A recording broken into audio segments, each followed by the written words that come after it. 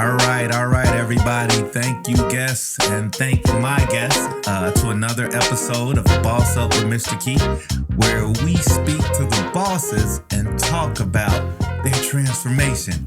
And so I think we're on show, I always do this, I think we're show 30-ish, something like that. Next time I'll be prepared, I promise you. But today's guest, she is a transformational coach. She also has a podcast. She's also authored a book. I think she works just as hard as I do, but I want everyone to give it up to our amazing guest, Dr. Seema Desai.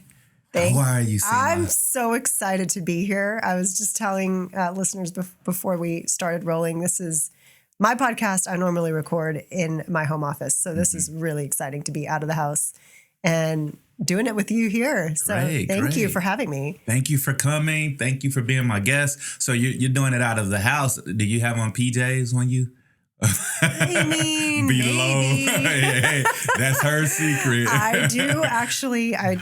For those of you who take a lot of video calls from home, I actually have a closet of blazers in my office. Nice. And sometimes, like I'm all for dressing the way you want to feel, but there's just days where, it's a little harder to get started. And so I might have my Voorhees on and throw on that blazer and nobody knows the can wiser. even know unless you stand up or move the camera at the wrong time. But today, what I want to do, just to give you kind of a backdrop of what we like to do here, there's somebody out there. There's another Seema or another Alexander or whoever who's been thinking about stepping out on their faith or just doing something that everyone told them they couldn't do. And so that's why I want you to share your story. So let's start from the beginning. All right. Tell us where you took your first steps. I was born and raised in Wichita Falls, Texas. Oh, wow. Yeah, distance is relative, but still in Texas, which is a huge state. But I was born there, was raised there. I went to college there. Oh, wow. Back in the 80s and 90s, it was, I wouldn't say it's changed too much, but there definitely was not a lot of Indian, that cultural diversity was not there. No, we had a few, my parents had their friends and things, but now living in Austin, it was just nowhere near the diversity. No, and it was before the days of DEI and all that. Did you assimilate? Like, did you get a pair of cowboy boots or cowgirl boots? I might have had a pair of hand-me-down cowboy. My parents are extremely, as immigrant parents are, hardworking, but they didn't come here with a lot. So I remember meager beginnings, and that's just what it was. Where are you? From India, but where are they from?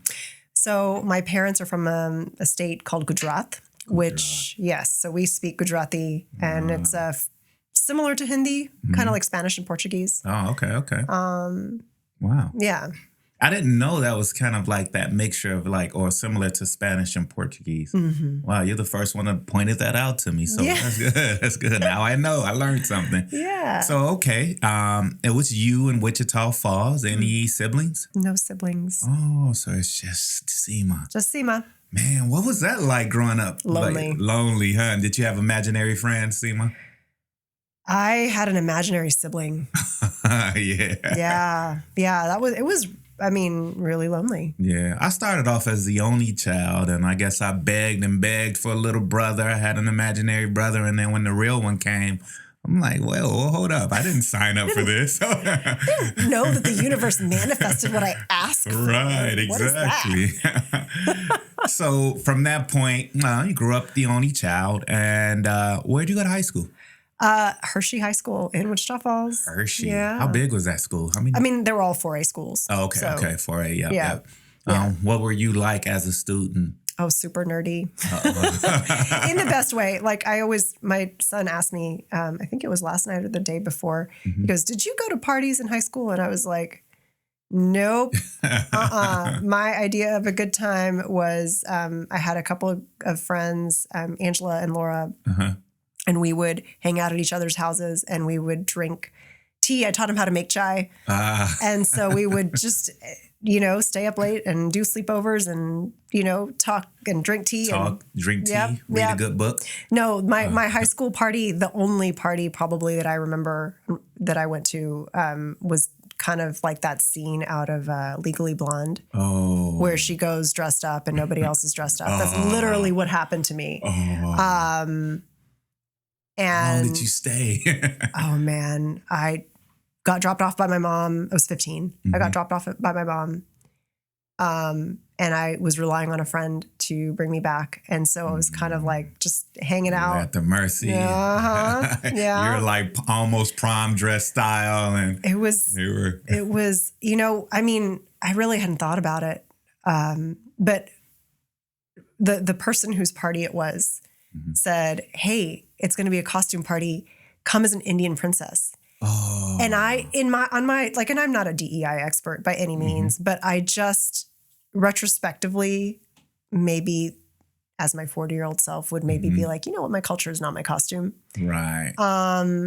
But you're 15 and you're just trying to fit in, and there wasn't any of that back then as far as cultural diversity or anything. It wasn't.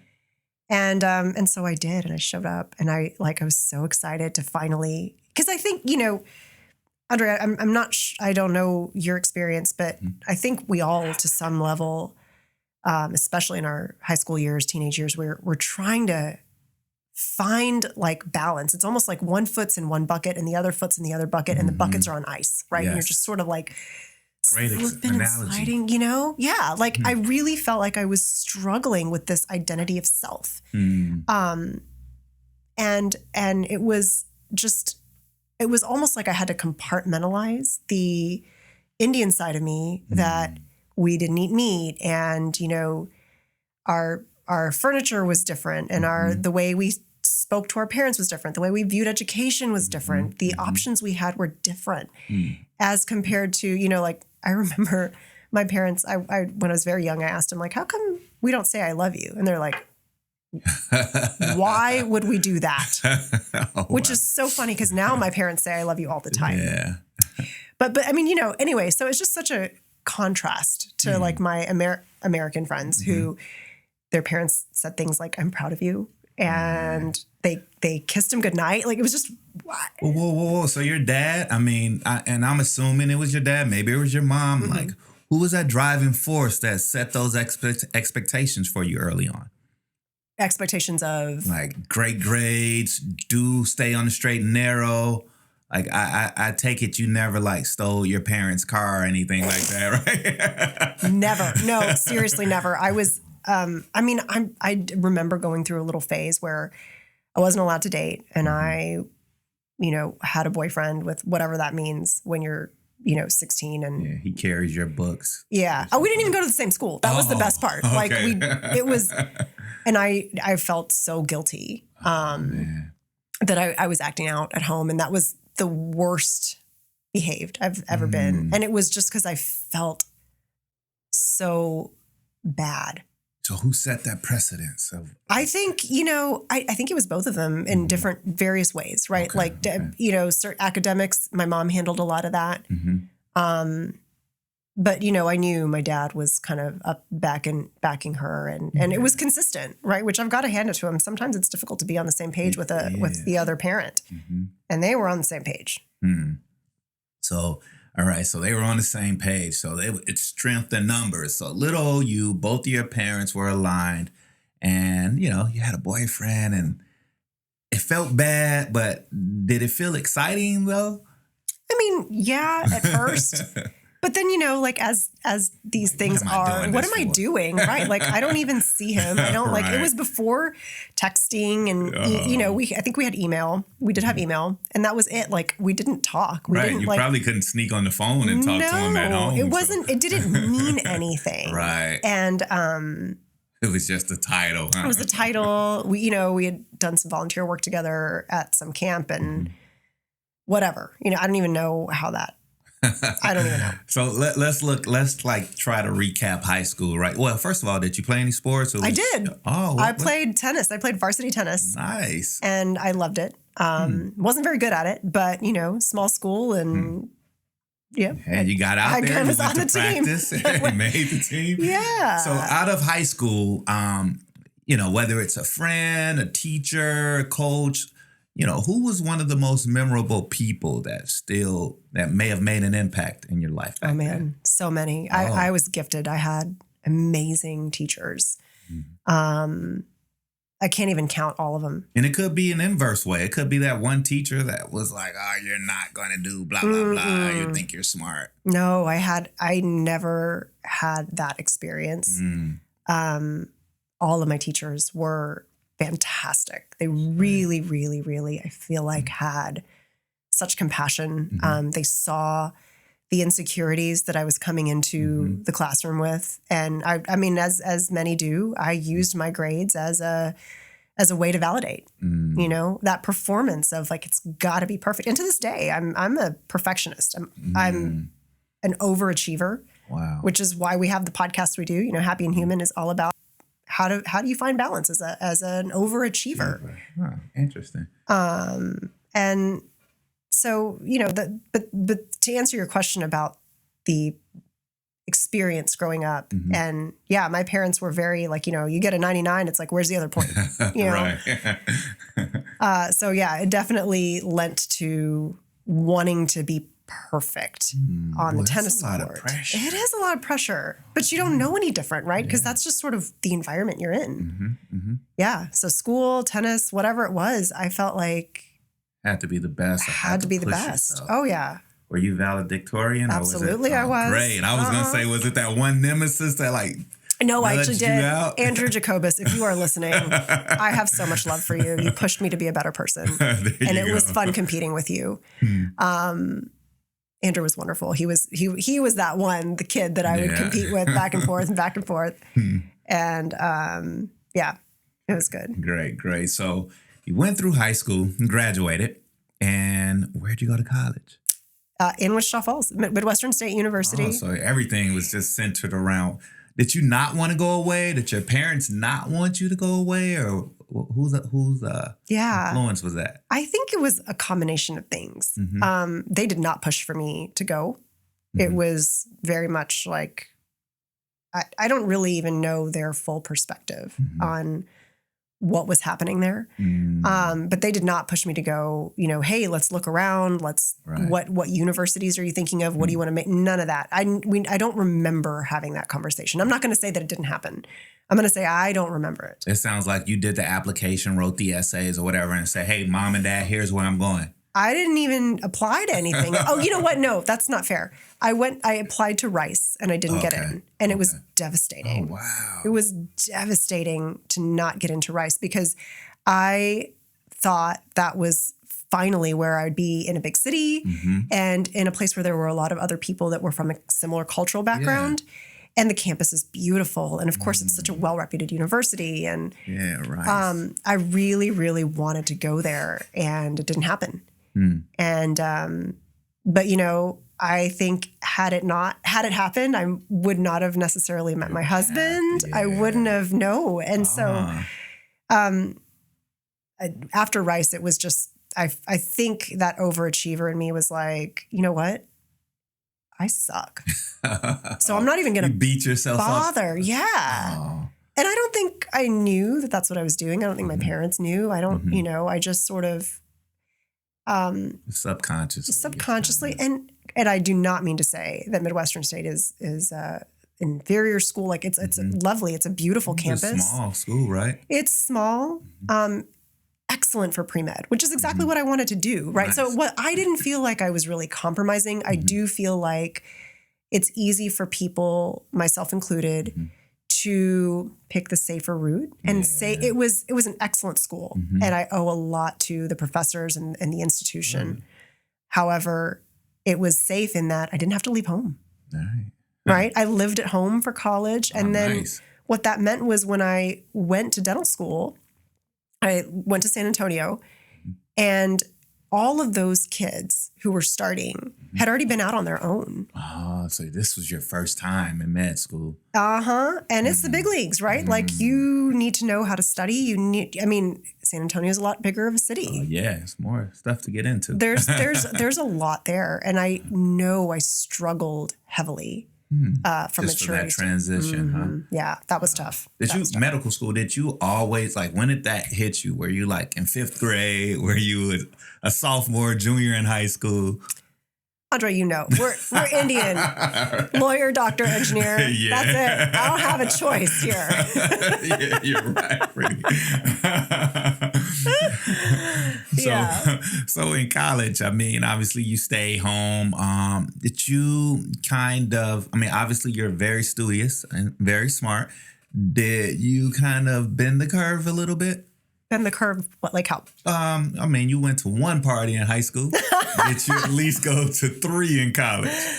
I never went to a college party, but I did go to bars. And, I did have a little bit more fun, a little bit more leeway. But, when you were driven, it sounded like you were focused. I was so focused on getting out. I just wanted to get to dental school. And I remember telling my mom, like, I don't know why I have to take these botany classes because that has nothing to do with teeth, and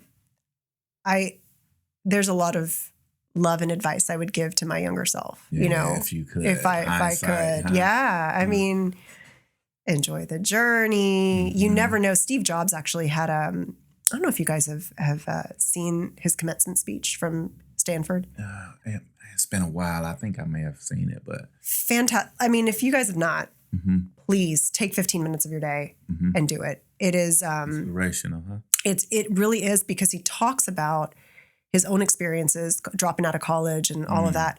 But he talks about how you, in the present, you look and it might seem like everything going on in your life doesn't really make sense. But you can always connect the dots if you look back. You look back. How about if you live in a moment somewhat? When you're in college, did you always think forward, like, hey, I have 4 more years, I have 6 more years, whatever, and then this is what I want to do? Or do you ever recall finding yourself just being in the moment, being present? No. I think most of us live in the future and live in the past. That's true. That's right? very true. It really truly is this fallacy of I'll be happy when, right? I'll be happy when I get married, or when I finish college, or when I get an A on that test, or when I am able to buy that car or take that vacation. We chase and chase and chase, and we tell ourselves that we can't be happy until. Right. And it's the biggest lie we can tell ourselves. When you really just be grateful for what you have at that point, or the experiences or the people that are around you at that point. When you were going through school, did you ever hit a point or a wall where you're like, I'm sick of this, like, why am I doing this? Did you ever question yourself, or it was just... Oh, yeah. I remember so many times just crying and just, lost, And it's interesting. You mentioned gratitude. It's something that's often missed, and it's something that I think, most people don't really recognize the power of, in that you want all this stuff. It's, unless you're going to be grateful, it's like, it's like a bird in the hand is worth 2 in the bush, You can't see the abundance you have in front of you that's being handed to you. Right. Not many people get to go to dental school. And here I am, crying, fussing, complaining about how hard it is and this and that. It's a privilege. Privilege, definitely. But you forget, right? It's a privilege to be there. It's a privilege to get in. It's a privilege to have it. My parents helped me out. They paid for it. And I wasn't thinking about any of that. All I was thinking about was how hard it is and how the world is just against me. And I can only be happy. All the sacrifice. I was trying to tell my daughter, she's a junior, and we're talking about college and we're preparing. And I just had to let her know that, to be honest, Jade, everything is going to come at a cost. It may not be an extreme cost. It may not be monetary. It may be physical. It may be mental. But there's going to be a cost to the reward. So just be prepared for that. Mm-hmm. I mean, it's not going to be easy. And so that may be part of that cost. And it seems like you paid your dividends for the nights you were maybe bawled out, teared up, wondering why you're going to do it. But it did have its reward, right? I always tell people, if you're doing things out of stress, you might have success, but it will come at a high, high, high cost. And it's one you don't have to pay. Oh, yeah. You don't have to pay that tax, but we do because we don't know better, right? We're wired that way and that's why I love doing what I do as a coach, is helping people, rethink that and give them a process, a decision-making process to where they can see things and say, you know what? I have several paths in front of me, not just one.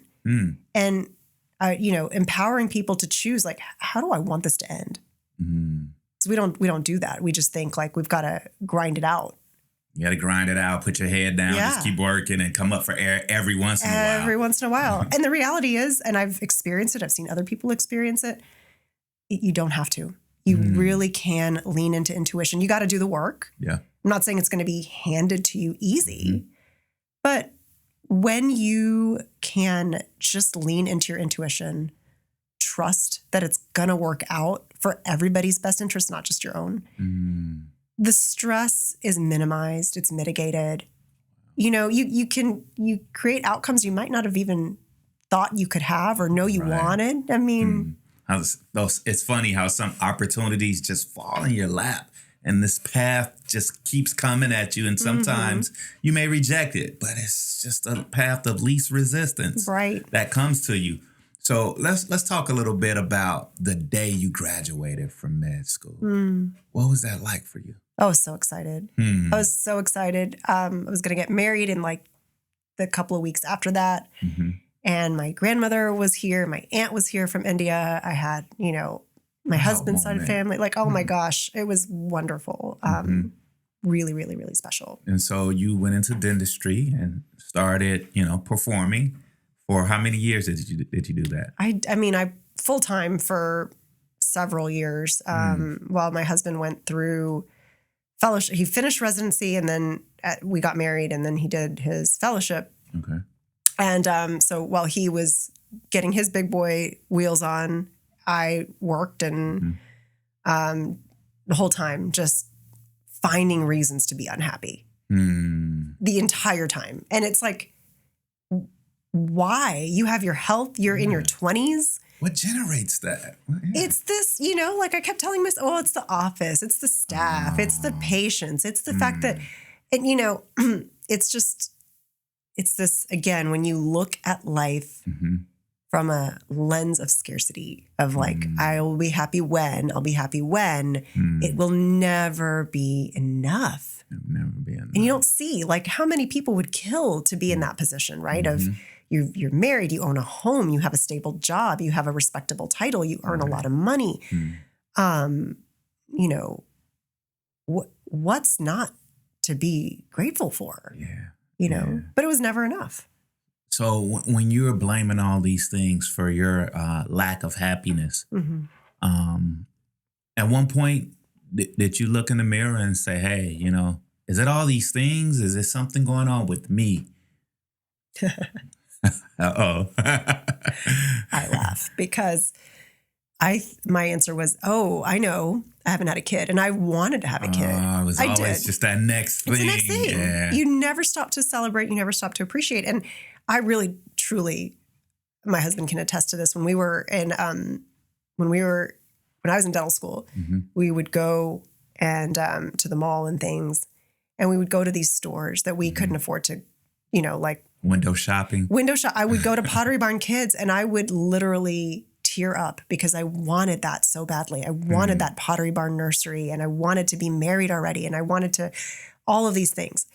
And he would tell me, just hold on. Like at that point we weren't even engaged. We knew we would get engaged, but it was just both of us just kind of telling each other, we'll get there. And so when we finally got there, it's kind of like, there's a whole website for Pinterest fails. Did you know that? No, I didn't. There's Pinterest, right? And everything looks freaking beautiful. Right, yeah. Looks like a Martha Stewart magazine.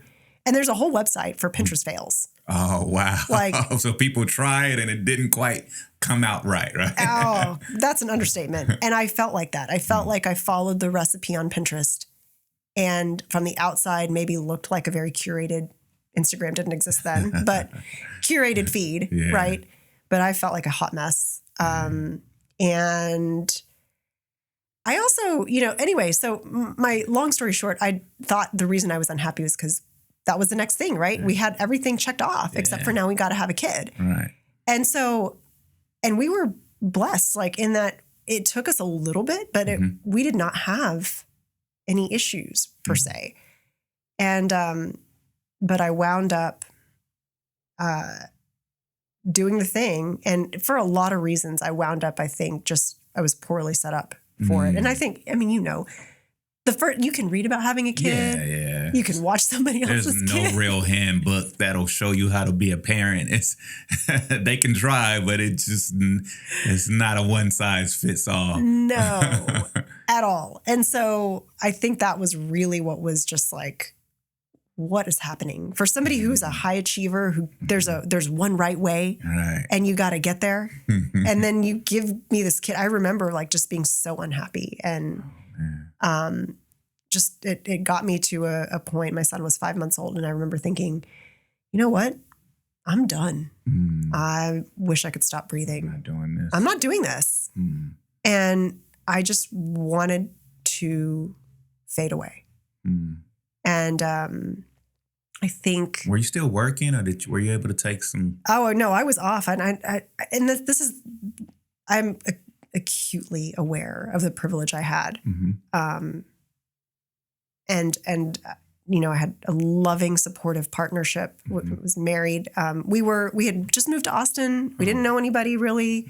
And we had moved into this little apartment while we were trying to find, You all were being really frugal. I want to go back when you said, hey, we went to Pottery Barn and couldn't afford. I thought you were going to say like Louis Vuitton or something like that. We could not afford. Pottery Barn. My husband would not buy me flowers while we were dating. And I love him for this because he said, I'm not going to spend money on flowers because it's not my money to spend. Like our parents, that was a blessing they paid for medical school. They paid for dental school. They paid for cost of living. And God love him. He was like, I cannot buy you flowers with my dad's money. I will not do it. Right. Until I get there. Right. And so just perspective. Yeah. Right. But yeah, so to answer your question, no, I did take time off. I stopped working completely so I could have this baby. We moved to Austin. I was 6 months pregnant, and my husband was working full-time as an attending physician, busy. He was studying for boards as well. And a lot of pressure there's a lot of pressure on him. On both of you all. It was one of those things where we just couldn't, we were just trying to find a way to stay on top of it all. And we didn't have the life skills that we do now. Yeah. Young parents, like you said, it's a learning process. You learn on the fly. You learn on the job. But at some point, you had to have like this breakthrough or this aha moment where it was like, okay, I'm prepared for this. I'm built for this. Did that hit you, or kind of what did that look like? I never felt like that, but I did feel the push to keep going. I remember thinking like, if I could fade away, and then just from the depths of my soul hearing, but there's more. You got to keep going. You got to keep going. And I didn't know nobody knows what they're doing. I don't even, I'm almost 41. I don't know what I'm doing. But it sounds like you encounter that. Going back to, med school, just kind of feeling like, whoa, this is tough. But somehow you push through it. And the same thing here. Is that, obviously having a baby and going to school are two different challenges, but something inside of you, allowed you to push through. And I feel like it ties into your upbringing. Your parents just like, hey, 99, that's nothing. That's not good enough. Is that all correlated? I'm sure it is some way, somehow. There's not another... I can't, of course, speak for everyone, has their own story and their own perspective. But for me, I I don't know what it was that allowed me to believe that there was more and keep going. But, you know, just did it. I just did it. I think part of it was like, if I am gone, who's going to take care of this kid? Like, Dad's out. He would work 36-hour shifts. Yeah. And this kid's going to die if I don't stay alive. Yeah. Yeah. You know? So it wasn't for me. It was for like, him. hey, it's not, at this point, I have no option. I have no options. Back against the wall. And so, you know, I know a little bit of your story. So at some point, you know, you decided that you didn't want to go back to work and be a dentist. No, I mean, I went back on and off and on and off. And I had the good fortune of, again, support, having a partner that, you know, we didn't need it in that sense. So I got to do it part-time in a way that worked for me. And I got to be the mom that I wanted to be, and or that I was trying to be the mom that I wanted to be. I was still really angry for the first few, even after my daughter was born, better. I didn't have the depression that I did with my son, but really just angry all the time. And I think finally it was just, I remember my father-in-law saying, you know, if there's something else you want to do it. We'll be here. You know, they didn't live in the city at the time. They you know, they lived in Houston, but they were like, we'll do what we can to support you. And I didn't know what that was, but I just was like, well, let me stop at least. Let me get off this train so I can figure it out. Because if you're moving on that train, things are still going fast. And if mama's angry, nobody in the house is happy. Nobody's happy. Nobody's happy. No. Yeah. So I stopped, and not knowing, you know, whether I was going to go back, or I had no plan. But I think. What was that feeling like when you finally just was like, I'm jumping off of this train? I think you're just, when you're done, you know, like you're just done. And a sense of relief. Yeah, I was excited. I mean, the pain of being miserable in a job that, like, I told myself was going to be the right fit, but really wasn't. There's parts I enjoyed, you know, but it wasn't the right fit for me. You made years of sacrifice. Yeah. So I'm sure, like, it wasn't an easy thing to do. Yeah. And I'm sure, you know, people, even last year, I think somebody told me, or the year before, they're like, well, you shouldn't retire your license. Like, what's going to happen if, you know, I'm like, you can't live in fear. No. You cannot. I'm not here to perpetuate that. And I think that's the biggest learning I've had is your highest success is not going to be governed by logic. Cannot be. It can't. Because logic will keep you tied to the past. At some point, I'm sure you had to lock that past door, throw away the key, because if you keep that as, it's a backup, maybe you're only thinking about failure moving forward. Yeah. And I mean, energy, it can't be created or destroyed, right? You can only shift it. So if you're acting out of fear or lack, or, you know, you're just perpetuating that. And you know, I've been reading a lot about just spirituality and things like that. Dr. Joe Dispenza and some other books, Eckhart Tolle. And I never really thought about it, but the comparison of, we are as human beings limited by our five senses, right? And our experiences and our education. So when you look at, say, a room at night, right, we see what we see, but a bat or another nocturnal animal might see things, the same thing, very differently, because they have different senses, right? So what's true for us isn't true for everybody else. And there's more that exists beyond what our senses can perceive. So who am I then to listen to logic all the time? I'm not saying don't be logical, but I'm saying sometimes the key to your highest successes is not logical. It is not logical to quit a respectable job that you've spent thousands and thousands of dollars and years and time training for. Not logical. Does not make sense. You know, it obviously doesn't have to. It won't. And it can't. You talked about connecting energy and it never dissipating. I mean, never dying. It just reshapes itself. And in Dr. Dispenza, and earlier you mentioned manifestation. So I take it like at some point you started to channel that part of yourself. what drove you or what led you there? So when I quit dentistry, I also was like, I just feel stuck, right? And I thought I would be a yoga teacher because I tell people, I've shared this with you before. Be a yogi. Yoga saved my life. When I was depressed with my son, it really, truly is, that's a whole other story. But so I thought yoga became a very, very dear passion of mine. And I thought I would become a yoga instructor. And the universe kept shutting me down. So when I finally found a path that I might be able to explore for that, my yoga mentor and first coach ever, Jonathan Trowan, he is fantastic. You guys, if you live in Austin and are looking for a good yoga studio, Austin Yoga Tree is just wonderful. Write that down. Yoga is like, it did wonders for me as well. But so. Yeah. I'd love to hear more about that. But when I found Jonathan, when the universe gave me Jonathan, he was like, well, I can help you with the yoga teacher training, but you might want to consider getting coached. And I was resistant to it at first.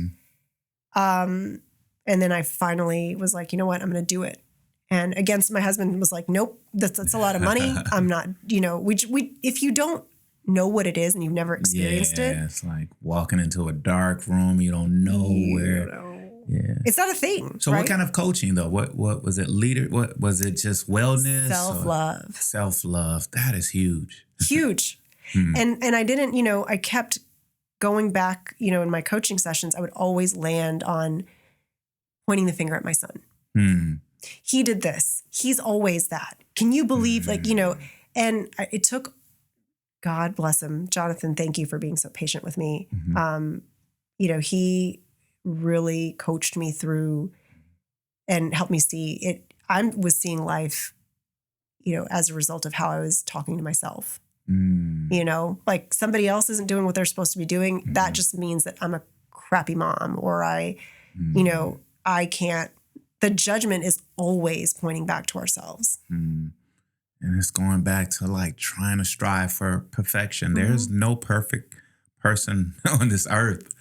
And so, but chasing that can be, man, I can imagine the pressure and the pain that you can put on yourself. Oh, man. Yeah. So coaching, what was the difference? Did you try therapy? Like, is there a difference to you? I've never tried therapy. Mental health in general is not something, that we talk about a lot, particularly in the South Asian culture. But no, I've never tried therapy, but coaching, really did empower me to take ownership of, the idea that I could, it sounds silly, but, you make a decision and you then live the result of that decision, right? I want a cup of coffee, so I made a cup of coffee. Right. And now I'm drinking my cup of coffee, no surprise. But what that really means applied to relationships or career or any of that, I think it eluded me. I won't say it eludes most people, but it did elude me. And so that was really the biggest gift. Coaching really empowers you to look at your perspective and take ownership rather than falling victim to the system or somebody else's expectations or, any of that. And when you tap into that energy, it changes your life. And so that was, I think, the biggest difference for me, getting coached. And then the pandemic hit and I wound up going to coaching school myself. And nice. Coaching is just yoga off the mat. Like, it's, all those things, ahimsa, nonviolence, being curious, being open, being willing to fall, putting yourselves in uncomfortable situations, and understanding, what that means and how you respond to that instead of react to it, all of those things. So if that's in line with like yoga off the mat, would you consider breathing the foundation of it all? Absolutely. Nice. Absolutely. I think there's tremendous power in our breath. I believe that. I've seen it. I've experienced it for myself. And in fact, it's funny. Most of my clients, when they start a session, and if I see that they're, stressed because they're running late or something's going on, I will not coach them until I will always offer them a breathwork session or a meditation session. You need a moment to bring it down. Yeah. How can you think when your brain is just, Yeah. And so I will always offer it. And I've always had them, my clients will always say, yes, please. And it makes a world of a difference. So I actually, it's a skill that I try to model for my clients. It's a skill that I use myself. It's a skill that I talk to my kids about, and they use. But so much so, it's funny. It was the most requested thing was my clients would tell me, can you teach me how to do that on my own? And it to the point where I wound up just creating this online, self-paced video series on how do you do that as a busy professional?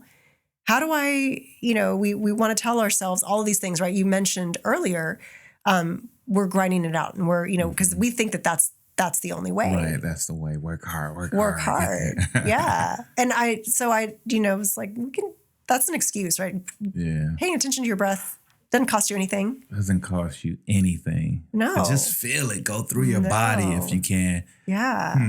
So one of the key moments was that coach. Like that really seemed like it impacted your life to make this, paradigm switch. And let's talk a little bit about the business side. Once you decided, hey, I can do this too. Like it touched me. I'd love to, touch and help people in that way. How did you go, formulate that into a business? What helped you with that? I mean, I think seeing other, I had a coach, so I knew, And you took the training and probably. I took the training, yeah. There's a part of that, but as far having a business, as you know, that's another one. You can read about it. Yeah. You can ask other people about it. But until you have your own business, your own baby, I mean, again, it is something I thought I always said I would never do, is to be an entrepreneur. But that is honestly to me another path of spiritual growth. It teaches you, it forces you to detach from outcomes. Yeah. To really look at yourself and say, all right, that didn't work. Right. I'm not going to judge myself for it. I'm just going to figure out another way. That is true. Yeah. I mean, you can't allow yourself to just, wallow in your own pity or just keep looking backwards, because then that'll create this fear. And as an entrepreneur, it's almost like a fearless mindset. But with you taking like what you've learned as far as like meditation and breathing and doing all this internal work, interpersonal work, do you feel like as far as business is concerned, does it flow a little easier? Or do you still feel like you work just as hard as, the Seema back in Wichita? I don't work hard anymore. I work with a lot of intention. Yes. A lot of dedication. And some days are harder than others. They're more challenging, but I refuse to work hard. That's key. And that's what I wanted to get out of you, because I got to that point like, hey, I refuse to let my work literally kill me, because I've been through stuff that, man, I didn't think I was going to wake up some mornings, after dealing with some issues. And it was because I was literally working myself to death. Yeah. And I refused to allow that to happen. And when I did that interpersonal work, obviously there's some 12-hour days, there's some 2-hour days, but things just flow. And I just believe that my phone is going to ring with somebody wanting business. It just rings. Emails, like I don't have to chase it. It just flows to me because I know who I am and I feel a lot more centered from day to day. I'm not 100%. No, nobody is. Nobody right? is. But I am curious because you practice yoga. You're not new to breath work. You and I had a really interesting conversation a few weeks ago about your experience. But how do you find your experience with your breath as you go through your day as an entrepreneur, as a successful, leader in the community? how does your breath affect you, if at all? Again, I'd like to be very disciplined and try to say, oh, I meditate and I work on my breath work every day.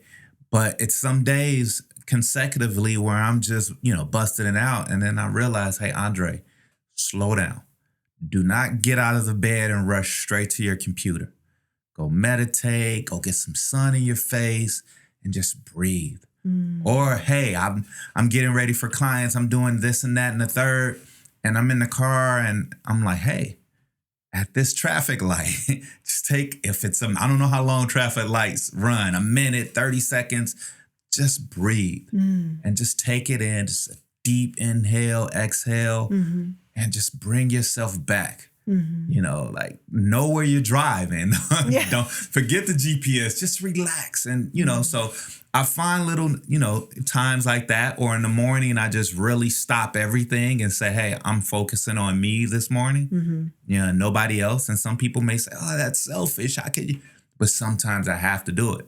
So again, I wish I was more, consistent with it, but I know when I need it, like, okay, Andre, like the next 3 days, you need to make this a focus. And things start to feel right again. And then I'm back. Sometimes it's like, oh, okay, good. I'm feeling good. I'm feeling empowered. Yeah. And then you may hit that wall again. But, I have to have that, be conscious that knowing that, hey, my body is starting to tell me, Andre, just slow it down a little bit.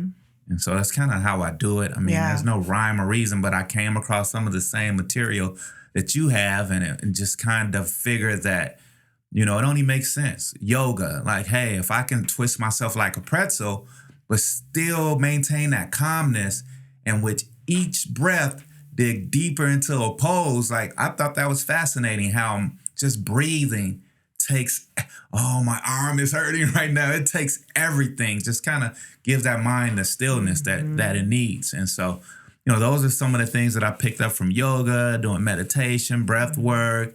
And again, I'm no expert, but I do just enough where I know my body and I can feel when it's making that impact. So Yeah. Do you ever find yourself as an entrepreneur kind of waking up and when those days that feel like you're kind of moving through peanut butter, like you're just kind of fighting it? Yeah.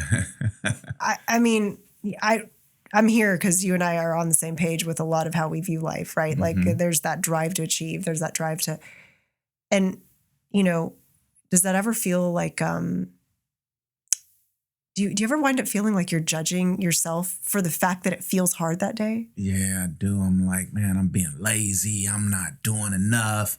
Like I had 10 other tasks I could have gotten done. Like I do feel like that from time to time. But then I'm just like, okay, pump the brakes, Andre. Like you can't, you're not a miracle maker. Just, but I do beat myself up from time to time because there's so much that I want. And it's so many, like we make so many decisions a day that, I don't know. And people say, are you stressed? And I'm like, I think I functioned in stress most of my life. So I don't really know. Like, I don't know if I'm stressed. I think this is just regular living. Yeah. Until you step back and like, man, I must be really stressed. But other than that, it's kind of like a function. And then, I don't know, this is how I live. Stress, I don't know really what that is. Yeah. Until my body was like, oh, you're going to have a minor stroke. And I was like, right. So, and I've been through that. So now I know, like, okay, I need something to mitigate that stress. Right. Yeah. Whether it's exercise, breath work, whatever.